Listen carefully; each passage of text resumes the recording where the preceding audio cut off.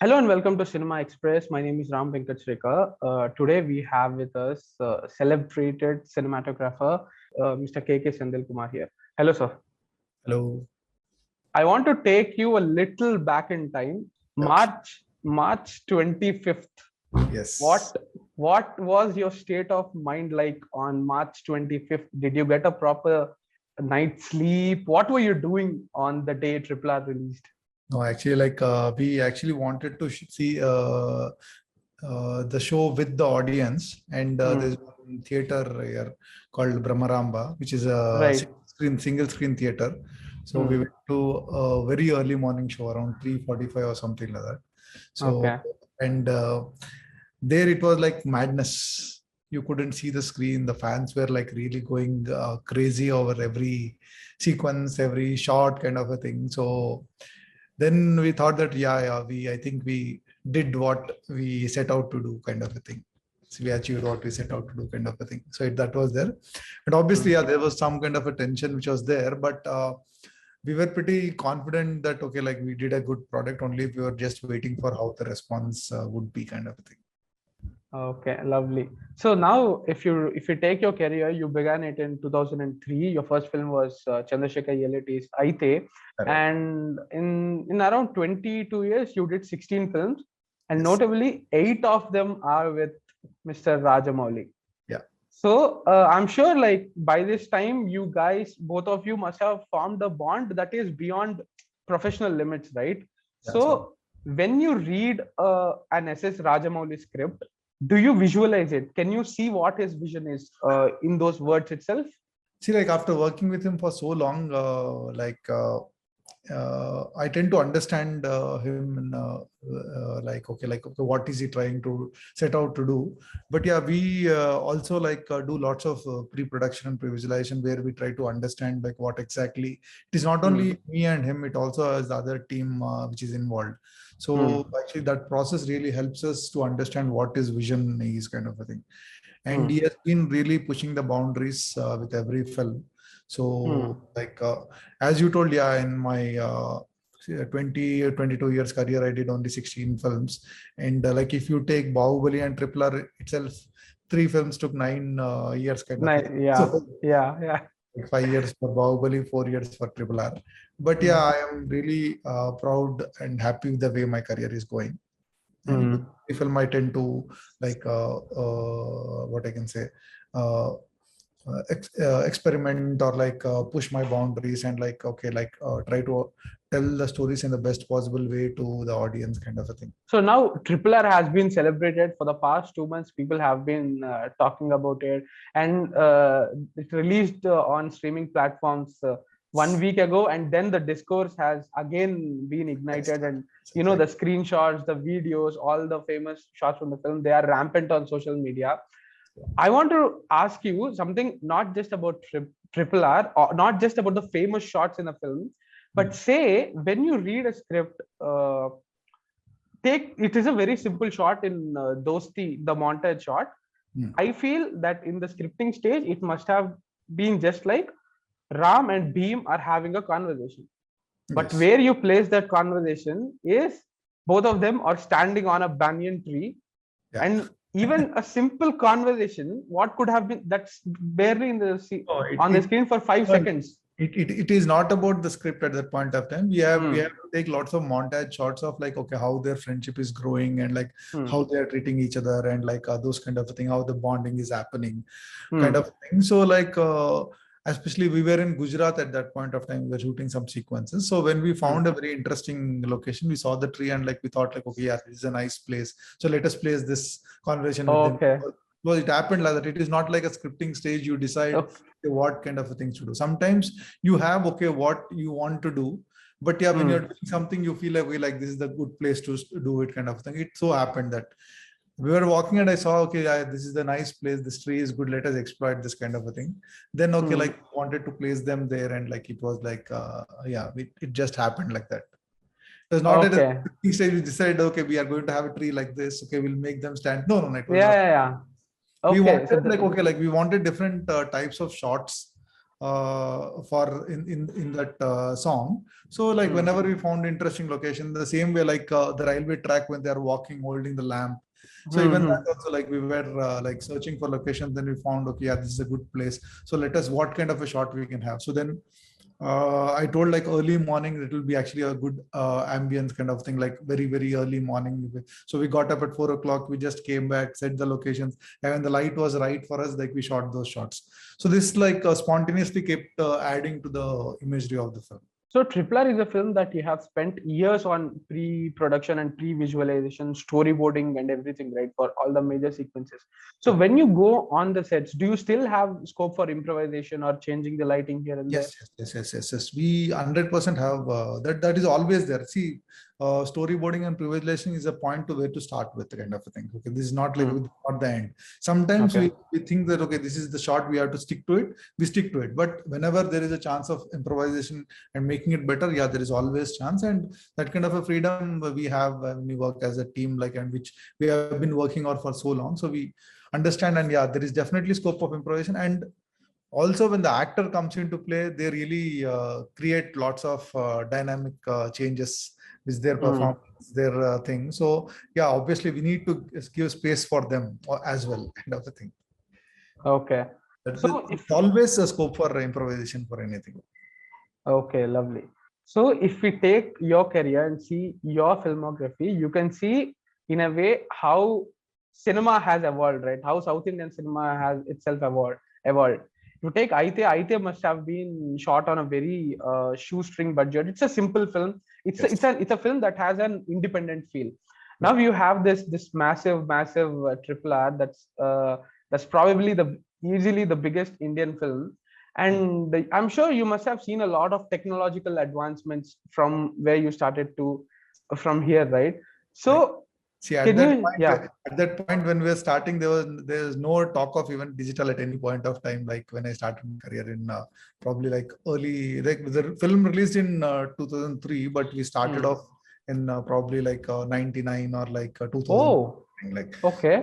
Like we were discussing, because it was the first film for the whole team. So it took a little bit of time, like, okay, like developing scripts, like trying to understand my director and all those kind of things. From that point, like where we had, it was actually shot at a very, very shoestring budget. We one day had lights, we did not have lights for the other day, like okay, like we wanted track and trolley, so we have to give the requirement much in advance. So those kind of things, like we shot majority of sequences without light and all those kind of things. But yeah, that look and feel really was right for that film. It was not like without the lights or without equipment or other things, we did not achieve what we were set to achieve. We achieved what we set to achieve with whatever we could. Resources you had. Yeah, resources we had. And yeah, I really got good name out in my first film itself, like because at that point of time, Telugu cinema, there was nothing like an independent cinema kind of a feel to it. It was all about like commercial glamour film. So when this film came, it was like a breath of fresh air, and like people were like really like, oh, in Telugu also people make this kind of a films, kind of a thing. So then from there to Triple R, yeah, there was lots of changes. Like now we used to shoot in negative film. So then from there, like even at that time we're shooting like ARRI 3, then there was ARRI 435, then there's like slowly digital started coming in. So till Ega, I shot in negative. That is film. Ega was shot in negative. Okay. So after Ega, Bahubali was the first film which I wanted to try digital. Digital was happening simultaneously in other films, but I was not very confident and happy with the which camera to use at which point of time to use, kind of thing. So when ARRI came up with Alexa, I found that was the right time to plunge into digital, because like it was the very organic kind of a feel which generally digital did not have at that point of time. So from there, so from there, like Bahubali was my first film. Then when it came to Triple R, then there was again an advancement, and there was large format which was being launched. So So Triple R was the first film which we did in large format LF. One of the first films in India to be shot in ARRI LF. Yeah, by the time it released, simultaneously lots of other films released. So in the same way, like if you talk about grading and other things, like if you talk about lighting, earlier we used to have tungsten light, then HMI light and all. Now we are solely depending on LED lights. So that Okay. was development which happened. And there's something called color grading, which earlier Sir. you shoot in negative. Hmm. Earlier when you shoot in negative, you have to process it, then develop it, and all this. This is all. This used to all happen in a lab. And then there was a process called color grading, which we had only controls of only RGB. So only three controls we had, and we had to red, green, blue. red, green, blue, like whatever controls we had to whatever look and feel we have to manipulate only in that. Then there was like DI app and digital color correction started happening. So Ashok was my first film which I did DI. So one of the first shot in Super 35mm in Telugu, and it was complete DI. So then Chhatrapati didn't have DI, sir? No, I'm no, just no. asking. No, Chhatrapati did not have any So DI. what you shot was the final image that was... Yeah, sort of. Yeah, like that manipulation which we did in color grading, like kind of a thing. Okay. Then we did some experiment of DSAT kind of a thing, and that is like in lab we used to do that kind of an experiment. So that there was no DI at that time. So after then like slowly evolution happened. Now like for RRR, like what I can say, we are like what I can say, Baselight 5, which is an extremely advanced software in terms of color grading. So there's lots of advantages, and that's what I feel proud that I am be part of a film time when there was digital was not even talked about to like some now where digital is everywhere kind of a thing. Now film is obsolete. Probably in today's time, the mantra is like adaptability. You have to adapt yourself to anything. It is not only about films, it is about in life itself. Like so much of technological changes happening today, that probably what you're doing today, the job might not exist tomorrow or day after. So you need to adapt yourself for growth. Okay. So from your response, 3 questions have branched out of my mind. The first question is, this is something even I need clarity on. You said that LED lighting, right? Yeah. How is it more advanced? How does it help the cinematographer? It is not advanced or anything like low power consumption. Like then there is like they are cool lights. Earlier, like when you use lights or tungsten light, there's lots of heat emitted, and it was like not good for the actors. Kind of, they would be sweating, and like we had to use probably it was always nice only to shoot in AC floors and those kind of things. And now even the LED lights have become so advanced that even one light you can change the colors. Like you can go from tungsten to daylight balance to blue color, red color, whatever color lights you can want, you can just change it with the touch of a button. You can change the light. Earlier we used to use lots of gels. Like if you wanted a certain particular color, we used to have Roscoe gels, like then Lee filters, kind of a thing. So now you don't need this. Everything is inbuilt in the lights itself. LED, just like you need to change the color temperature here, and then you get whatever light you want. So and they become easy to accessible, and as I told, power consumption has become less kind of a thing in that way. So second question from your response is, so there has always been this constant argument about how film, when you had film, the shoots would be more organized, the shot divisions were more planned. But with the advent of digital, the cinematographers, the filmmakers, they have the liberty to shoot how much ever they want. Because I even read someone, Kamal Hassan or someone, saying that they only had 30 boxes of reel to shoot a specific film. And if they had to go out of 30, that was not even an option to go beyond that. No, see, like, everything has to do with the economics of it, like film money, actually. Like, so like every reel would cost an X amount of time, and a reel was like around 400 feet. So like I still remember, like, when we were shooting slow motion shots, you are like really like very, very prepared, like, okay, like, because the moment you shoot like 90 frames or like 120, I think 120, 90 frames were there at that time. So if you shoot at that speed, then the moment you the shot is done, the can would be finished. So you can't go wrong. So we have to do lots of rehearsals and all those kind of things. So now with the digital, you don't pay for it is just about recording. But but still, I think people don't understand is like there's lots of data which is being accumulated, which at the end of the day is also very, very expensive.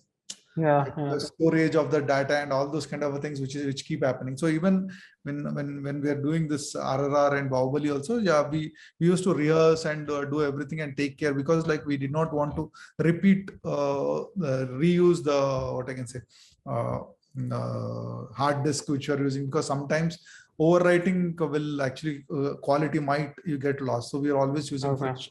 So we did not want to overwrite kind of a thing. So we are always like, Okay. and but yeah, as you told, that fear which we had at the time of shooting in negative is definitely lost now. And all the newcomers, new directors or new cinematographers just want to keep randomly shooting and like, okay, like we'll see the film in editing kind of a thing. That is the attitude of the new generation. Yeah, probably maybe that is the way this generation is. So there's no complaints or anything like that. Yeah, every generation has a certain way of looking at films, looking at life itself. So probably this generation, the filmmakers are like this. So now the third question from that is large format. Yeah. This is one of the first Indian film to be shot in Large. that aspect ratio. Now tell me, sir, the way you block scenes, the way you frame actors, how did that change when large format came into picture? Because it's a different aspect ratio altogether, right? Yeah, it's a different aspect ratio. Let's see, like, we need to know in what format are we releasing our film. So based on that, we have our compositions fixed. But since Bahubali was a larger than life film, and we were actually like trying to make it a visual feast. So we actually wanted to shoot in what I can say, IMAX format. We wanted audience to see the film in IMAX. So IMAX is more like a square format kind of a thing. Yeah. Like 1:8:5 kind of a close to that kind of 8:5. close to that kind of format. And but we Indians are used to watching films in CinemaScope. If we watch in square, we don't feel like we are watching film. The So 2:35 is our 1:2.35. So that is the format. Like when we are shooting Bahubali, so I was composing majorly for the CinemaScope, that is 1:2.35. But at the same time, I was giving space in terms of like top and bottom for like for the how the image is going to appear in IMAX screens. IMAX also. So that care I was taking care when I was shooting. But majorly, yeah, I was actually like composing majorly for the CinemaScope, because that is the wide audience. So, but yeah, I always had in back of my mind, like whenever each frame when I'm shooting, that okay, this is also going to release in IMAX format. So what will be my thing, kind of a thing, like when it is composed in IMAX. It was always there. But yeah, as to be told, we actually majorly shot for CinemaScope kind of a thing. The same thing actually like adapted. The same thing we adapted for Triple R also. Triple R. Whether it was like a large format or like a regular ARRI, it really didn't matter, because actually even in Alexa, ARRI Alexa, we were shooting in 4:3 format. Oh, okay. Format. So the same thing we shot here also in LF also. Okay. But here, because it's a large format, the resolution is very, very high. So it is 4.5K resolution. So there it was some 3.6K resolution or something in Alexa earlier. This LF is a better imaging sensor kind of thing. Okay. No, the film looked glorious in IMAX. To be honest, I didn't know that the film was playing in, because it wasn't even promoted that much, right? 3D was promoted, but when I went to watch the film in IMAX, so okay, I was watching the titles were all playing, but once that wide shot happens, that's the story, and you go that wide shot, like, oh my god, this film is playing in whole screen. It was brilliant. I loved the film in if you get a chance, IMAX, you should watch in Dolby Vision. So okay, like, how is that different? Released it in Dolby Vision also. Dolby Vision, see, like a negative as a certain image, what I can say, exposure latitude. Okay. Every image, when we shoot on negative, there's or shoot on whatever digital sensor, it has a certain latitude, which when you are projecting, the latitude is like decreased, and only a certain image is projected. The highlights and the highlights details are lost, and shadow details are lost. So in grading, Okay, mode, okay, you try to compress and get it as much as possible. So, hmm, but in Dolby Vision, you have the whole latitude. So you can okay, see the details in the sky, you can see the details in the dark. So it is actually like, okay, what we okay, shot is what you have, kind of a thing that you miss in okay, like TV or even in theater and all. But yeah, that is Dolby Vision is one format which is optimum visual and sound quality. If you want to have, you should see that okay. experience actually. Wow, I'm really excited. This is the first Indian Wow. film to be released in Dolby Vision platform. Okay. So Oh, like we had to do a special grading also. So once the grading oh, of this film completed, like we don't have any facility in India, so we did a grade in Germany. So okay. like then we don't have even theaters which are there in Dolby Vision Dolby theaters. Vision. In India, right? Yeah. I think with the success of this, probably Vision people will be thinking that, okay, Dolby people will be thinking, okay, yeah, maybe because that theaters are owned and maintained by Dolby people. Okay, okay, And okay, they okay. maintain so that when the audience watch the film, they get really good audio and visual quality kind of thing.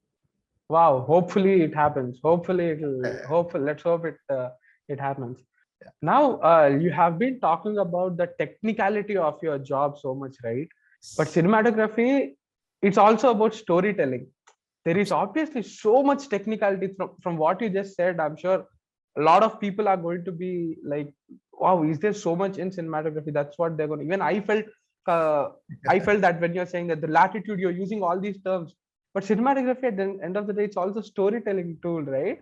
Yes, How yes. do you balance It, these both? it is the storytelling tool, because like, see, cinema itself is a visual medium. When it started off, it's a visual medium. It is not like, okay, you're not seeing a theater play, or like you're not actually like having a radio program or anything like that. It is like a visual feast. Like so Hmm. what you show, how you show is something which is very, very important.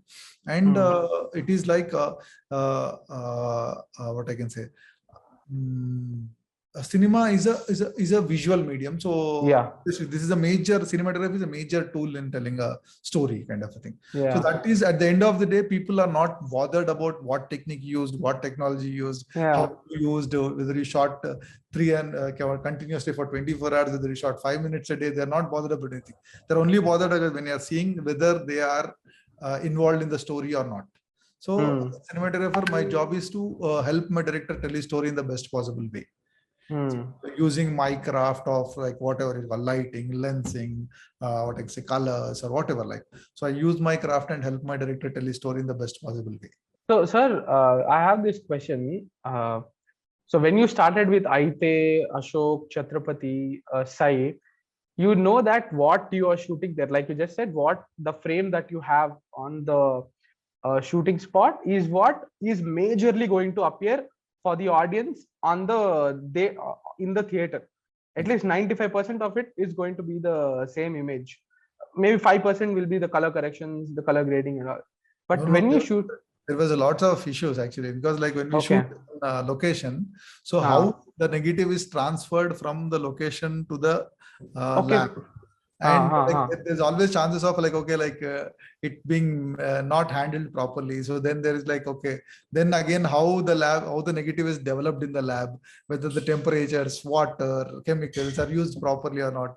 Then after that, then how you grade it, and after grading how it is printed. There's always a Hmm, chances of things going wrong. There were so many things, but okay, in digital today, that all the steps are negated. What you shoot today is what you see like on the front, in my DI suit, okay, where okay, I manipulate the image. So actually it is actually like in today's time only, that is right, that what you shoot on location okay, is getting your DI suit. Earlier it was not that. okay, Earlier it was like there was lots of places of things, because so many people were handling the image at different stages.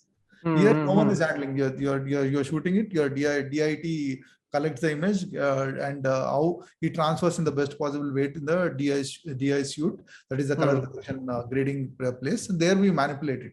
Suppose if VFX is involved, then it's a different process.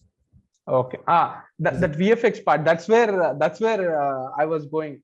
Yeah. So in the last 2 to 3 films, Bahubali, both the Bahubali films and Triple R, there Yeah. is extensive VFX involved, right? There is a lot of extension done for the sets, the green screen. A lot of it is enhanced in the final stage when you finally watch. So how different is it for you to compose a shot that you know that will be tweaked a lot in post production? See, like lots of pre-production work helps us in like understanding what the final image is. So for good cinematography to happen, or a good image VFX to happen also, like we need to understand what is the end result going to be. So based on that, okay, like suppose, like for example, if you take in Bahubali, the Rana episode where like he's fighting a bison. Bull. Like, so it is like, okay, like it happens in a what I can say, Colosseum kind of a place, like where it is like a stadium kind of thing. So it is lit by sunlight, let's say, and there's going to be so much of extension of that stadium kind of a feel is going to be there. So, and even the bull which is going to be there, it is going to be a CG bull kind of a thing. So all this you should keep in mind, and like, okay, this is the shot which we are going to do, this is how we are going to do. So based on that, when an extension happens, like will the stadium light block the light which is going to fall on the floor which you are shooting. So those kind of things we have to really understand it and light it up in such a way that when the extension happens, it should look like it is the stadium is inside the stadium. It should not look like he's on a beach kind of a thing, but like it looks fake. So those kind of understanding has to happen when you're shooting any VFX sequences, and like based on that, that is the way you need to light, and that is the way you need to maintain your camera angles. Okay, like if I put a low angle, what am I going to see in the background? Or like if I'm going to shoot a straight angle, what is this? So based on that, we do lots of extensive pre-production stages where we do pre-visualize and storyboarding, which will help us in understanding that. So based on that, okay, that's how I have to shoot it. And majority of the time, the VFX people don't actually manipulate the foreground images. Image what we shoot. So they actually take the image, they can remove the green screen, put our characters or whatever on the set, and then they give it back to us in DI thing, where we go through the whole process of color correction and everything and get the final image. So it is not like I just shoot something and give it to them and like they give the final image. No, it is like a very collaborative process. What we are expecting in the final and how we shoot it, and then they do the VFX, then it comes back to DI, and then I have to see whether the VFX shots which they have given are matching the non-VFX shots. Once, like for example, 5 shots are VFX and 10 shots are non-VFX. So it should all look like it is all happening at the same place, same time.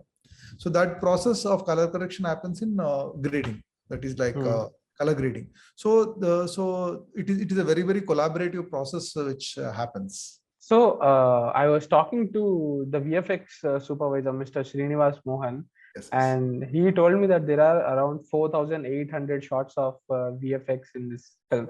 So I assume that there must have been a lot of back and forth between you and the VFX team. So I know, and you have already spoken about the challenges that you faced while shooting the entire Ram's introduction episode. I assume it was a very challenging process. Ram's introduction, majority of the VFX were only in the background. Background VFX, and like we shot it with some 2,000, 3,000 juniors and other things. So like background extensions were there, and like a few places VFX was there inside the thing also. Were you holding the camera literally during that see, like we sometimes I was doing it, sometimes the action director was handling the camera actually, like because we wanted the sequence to be like as if like the character, the camera is part of the action. So sometimes some shots like VFX actor, stunt choreographer was handling. So there was a guy called Juji from Bulgaria. He's actually all this. He's also a stunt director, but he also operates camera in stunt sequences. So in some parts he was there in that kind of a thing. Wow. How many days did it take for you to shoot it? Probably a month or something like that. Wow. A month kind of. Luckily, we shot it before Corona. So that is why we could pull off a sequence like that. So maybe after post COVID, probably like people would be like scared to get so close to each other, kind of a thing. Yeah. So we were And fortunate. We were very, very fortunate enough. okay. So I assume this Ram Charan's introduction scene Yeah. and the interval episode must have been really challenging, right? And very, very more than see Ram's introduction. By the time we were shooting, only we were like we were actually like very, very excited, because the kind of shots we were canning, it was like, okay, we have not seen anything like this kind of feel we had, kind of a thing. So it was really exciting at the time itself. It was like very, very motivating, and like, okay, like what next, what more can we add to this kind of a feel we got. But when shooting the interval sequence, it was a big challenge for us, because like lots of VFX was involved in it. Like lots of animals are going to be there, lots of extensions are going to be there, kind of thing. That was like much more challenging than shooting Ram's intro. Ram's intro was like, okay, yeah, we were actually trying to do it majorly on camera itself. But this was actually like lots of VFX was involved in the interval sequences. And it was night, and it was like, I don't know, it was like it had fire, it had smoke. Lots of time it was like, I was worried that how the VFX guys are going to pull it off, kind of thing. And hats off to the VFX team. They really did a great job in that sequence. Yeah. So it was also the sequence that way you people used a technology that allowed you to see the VFX in the camera for a few days. We used something called NCAM. NCAM is actually what I can say, augmented reality of sorts. No. Yeah, sort of. It is sort of a thing. Like what happened is, generally when we shoot animal sequences in film, we actually don't know how fast the animal is running. So sometimes we just shoot it off and then put the animal. Then it might look clearly really odd. Like, okay, the cheetah is supposed to run at a certain speed, or a tiger is supposed to run at a certain speed. If it runs slowly to match, I think it might look a little funny. So what the director wanted is like, okay, like let us actually take the speeds of all the animals. Okay, like let us have this animal. Okay, like a tiger, leopard is going to run from year to year. Okay, at full speed, how it will run. So let us what I can say, in VFX, let us do it off. And then based on that, we'll try to match the characters on the set. The actors will be based on that. So on my screen, I used to have the image which is there, and based on that, I used to follow the image which is inside the thing at the same time. Okay, like trying to see, okay, what the characters. It was an extremely challenging. First, it was like really I did not understand how it was happening, but yeah, like after a few rehearsals, because the animals were running really, really fast, kind of. Like suddenly jump from here to there. So we really like that really helped us in doing it. So we used this NCAM system from US. They came, they set up, and they scanned the whole place, and like, okay, like it was really an experience using that. And also we used something like I think IIT guys developed, like we had a defined path of how the animal is going to run, and like Srinivas Mohan did that LED thing. So okay, like this is going to be the head of the animal, so I have to follow this kind of a thing. So like so the LED light, because and we use the red LED light, so it used to travel in the path. So I used to follow that. Okay, like thinking that, okay, like this is the head of the animal. If the head of the animal is there, where are the characters going to be? Like if it is going to attack, or are characters going to follow it, kind of a thing. So I used to follow the red light. That was also like really challenging experience in it. So because initially, like there are so many new things I learned in this, like which really helped me like do my job in a best possible way. Okay. So I know you have answered, you have spoken about the challenges already a lot. I'm going to ask you a simple question. Yes. What was the simplest shot in RRR? There was it is like simplest shot. Non-action sequences, dialogue portions were actually like much simpler to shoot, kind of thing. Like where it was like just for example, like see the shot between Sita and Ram, or like when they're and all those kind of things, like the drama which is happening inside the mechanic shed, or like inside house or inside Ram's room, Ram's house kind of thing. So they were pretty simple, but all the action sequences are complicated. But yeah, it is simple, but it is not like easy to shoot kind of a thing. So because like we had to really keep the grandeur, keep the period look, and keep the, what I can say, all those things have to be kept in mind when you're shooting even the simplest possible shot. Yeah. So we did not want to lose any of the feel which was there in other shots to miss kind of thing. Yeah. So yeah, it was a combination of, so every shot was challenging in this film. Yeah. So I wanted to say that even when you are doing a simple shot, say for instance, the shot just before the whole animal episode where Ram is lying down after being bitten by a poison and Beam is talking to him, it's a simple shot, but you still see it through the books, the light, even that, it looks so grand, even like simple. like every shot the director wants to tell something. So am I helping him doing the right thing kind of thing? Is my camera also speaking the same language which the director is wanting to tell? So that was a big challenge. Like, okay, like without the dialogue, is the emotion being conveyed kind of a thing. So like the visual should always convey what we set out to convey kind of a thing. So that was a big challenge for all the shots. Is like, okay, like are we going in the right direction? Are we telling the right thing? Will the audience focus in the place where we want them to see, or we want them to see kind of thing? So these are the questions I keep asking myself when I'm shooting. Okay. So in that way, even the smallest shot is really challenging and magnificent in that sense. Yeah, it is. Every shot is. So this is one of my final questions, and easily this is going to be very hard for you to answer. I know. Can you name?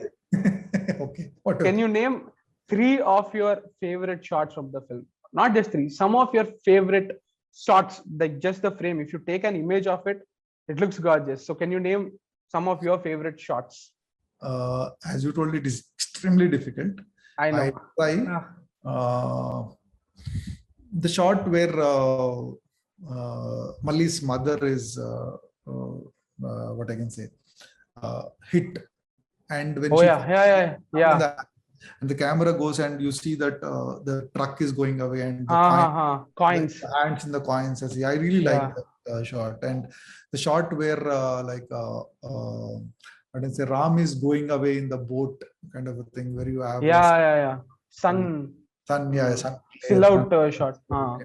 And most of the streak, there are lots of streak shots in this film I used for the majorly in this film, where like in the dead or alive sequence, where like we call it dead or alive sequence when we're shooting. It is called like in the British is actually like having a meeting to tell that, okay, some tribe has come. The streaks are like shafts which are there, like the shafts in that sequence, or like even in the sequence where like all the patriots meet and they're talking and discussing about like, okay, where Ram meets the guy that Rahul Dangu, Rahul. So there the light streaks and all I use. So these are the shots which I really mostly like in them. And NTR's clothes when he's hanging and when he loses loses the key and like when he's swinging. So that shot are like what I can say, Charan, when he like at the end of the end of his fight, when he's standing and roughly and the camera goes into him. So I like those kind of shots are really like and they're like now I can tell like so many things, like, okay, shadow sequence, like where not the shadow, like the reflection when NTR is introduced to. When NTR is introduced, the camera moves upside down. Upside down.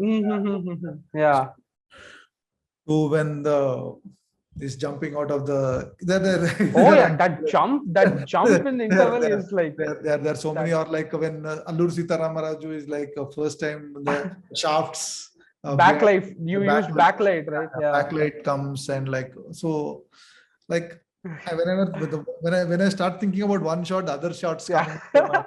It's really, really difficult to pick up the shots kind of a thing. You named all of my favorites. So one of my favorite shots is in Dosti, Yeah. when Dosti, the whole montages are brilliant. So when Beam gets frustrated with what he's searching and he hits a tire, and that Yeah. tire keeps rolling, and we That see was a Ram very Charan through difficult that. shot for us to shoot actually. Like it was like because we had Okay. composed Ram and walking. So in that way, Ah. Charan little helped us. He used to look at the like, and Yeah. change the speed of walk according to the camera and position and the tires position. So it was little, Okay. but yeah, like obviously, like it's a teamwork and actors always cooperate with us. And I really like the sequence when like Ram is one particular shot when Ram gets the letter after the flagging of Hmm. Hmm. Hmm. Hmm. when he gets a letter and he's sitting at one place and trying to read a letter kind of Yeah. thing. Yeah. Yeah. We tried to compose him through the barricades and everything like so.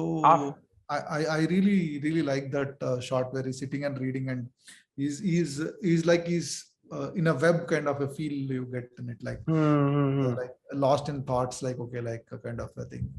So like every shot we tried to do something or the other and I'm very very happy that lots of people liked it and lots of people. Yesterday I was seeing like someone uh, posted one photograph and they told okay like can you see a Taj Mahal in one corner of the frame like Okay. so we intentionally put it because like we wanted to Okay. go like because like we are going to sell that okay the Agra is close by there Ag- go there kind of a thing. So we hmm. intentionally put I'm happy that people are noticing even the smallest details Wow. here like so in that way like probably like I can feel that like Triple R is one of the best works I have done till date kind of a thing. So I what the can say it is your best work, sir. all the experience which I have gained till that I've been put in Triple R kind of a thing. It is your best work, like without a doubt. Yeah. So finally, what's next, sir? What happening? What's happening? Uh, Next time doing one feature film. It's a small family drama, not a family drama. It is sort of a small film with Varai Chalanchitra that is Ega producers, Sai Yeah, Korapet. yeah. Is producing a film, and there's a guy called Radha Krishna. He's the second film. He's a Kannada film director. He's doing Okay. a bilingual Telugu Kannada film. Hmm. So, new actor called Kiriti is being launched in it. So I'm doing that film as of now. So it is like Okay. slightly relatively easier compared to Triple R. But I yeah, assume it will be like a vacation for you. no, nothing like that. Every Yeah. film has its own challenges. So Okay. every film has to be like dealt in a certain way. I can't be dealing this film like Triple R, like or anything else. So that film has its own challenges. Okay, it has to be presented in the own way. Like I always tell that every film comes in with its inbuilt visuals. See, what I like about Triple R is I did not plan too much about okay how the film is going to look, how the shots are going to look pre-hand. It just happened like in the go, like okay, this is what is right for this film. It evolved with the film. So I think that is why it is like so organic when you see the film. So rather than okay thinking okay this is the look I feel the film should have and predetermined and force it onto the film. So that might sometimes not gel with it kind of a thing. So in that way, Okay. like this film will evolve in its own way. Now you have done all these massive films, right? You have seen the biggest. You have used the. You have had the like the most priced resources. You Yeah. got to use amazing technology. You got exposed to all this. Now, what is it that you look in a script when you're not doing a Rajamouli film? What Uh, is it that you see in a script that makes you say, "Okay, I'm going to do this one"? See, like majorly it's more than the script. It's the director which is who is very important. Okay. Like generally, lots of people come up with different good scripts and all. It is like all about how the director deals with the script. Hmm. Like that is very important to me. Like I need to have that kind of a confidence on the director. So if the script is good or bad, the director is good, then he'll make it good. That is my Okay. philosophy and funda of life. So okay, like I need to understand okay, like how the director is, and if he's really confident and really sure about what he's going to do, then script really doesn't matter that much. If it is like a Okay. 70% okay script, also he can make it like present it in the best possible way. So it is to Okay. me more about the director than the script. Okay, lovely. So, thank you very much. Thank you very much for your time. I had a lovely time talking to you. And all the best. All the best. I want to ask you about some things, but I know you won't be revealing them anyway. Yes. So, all the best, sir. All Thank the you. best for the next Thank film. All the you. best. After 2 months, it is like reliving the whole of Triple R for me. Thank you. Thanks so much for asking the right questions. I'm happy that it is more of a technical interview than like generally like how do you feel like acting, shooting this, Yeah. shooting that, guys, and all. Yeah. Thank you. You have, I think, you're asking the right questions. Thank you very much. That means a lot. Thank you, sir. Thank you. Thank you. Thank Thank you. you.